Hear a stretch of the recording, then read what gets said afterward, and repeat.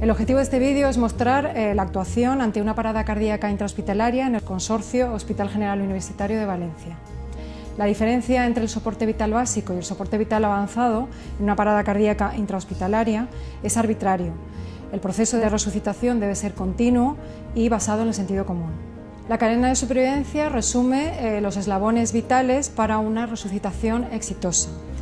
El primer eslabón de la cadena de supervivencia es el reconocimiento precoz de la parada cardíaca. Solamente el 20% de los pacientes que tienen una parada cardíaca intrahospitalaria sobrevivirán para ir a casa. El reconocimiento precoz de la parada cardíaca supone la valoración inmediata de la respiración y de la circulación. La búsqueda de pulso puede ser muy inexacta y la respiración agónica no debe ser confundida con un signo de vida. La respiración agónica, por tanto, va a ser un signo de parada cardíaca. Ante un paciente que se ha colapsado, lo que vamos a hacer es evaluarlo inmediatamente, vamos a sacudirle por los hombros y a llamarle. Si no responde, vamos a valorar mediante la maniobra frente-mentón la respiración, ver si levanta el tórax, oír si respira y sentir la respiración en nuestra mejilla. Si el paciente no responde y no respira, vamos a pedir ayuda, abandonamos momentáneamente al paciente y pedimos ayuda. Gritamos parada cardíaca, llamar al busca de parada cardíaca. Inmediatamente volvemos con el paciente e iniciamos las compresiones torácicas de alta calidad.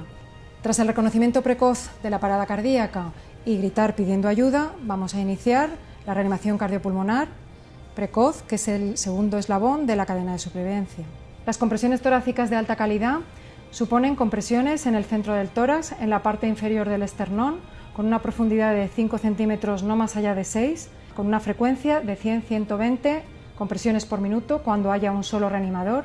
Cuando aparezca el segundo reanimador en la vía aérea, lo que realizaremos serán compresiones de 30 compresiones torácicas con 2 respiraciones de rescate.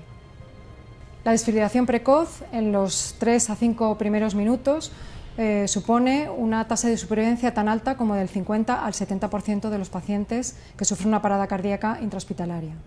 El tercer eslabón de la cadena de supervivencia es la desfibrilación precoz. Cuando llegue el desfibrilador se aplican los parches autoadhesivos de desfibrilación al paciente mientras se continúa con las compresiones torácicas y luego brevemente se analiza el ritmo.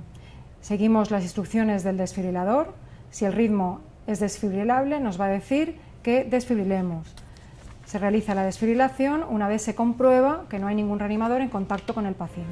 Dependiendo de la causa de la parada y la gravedad del síndrome posparada cardíaca, muchos pacientes requerirán soporte de múltiples órganos y el tratamiento que reciban durante este periodo por resucitación influye en la calidad de la recuperación neurológica.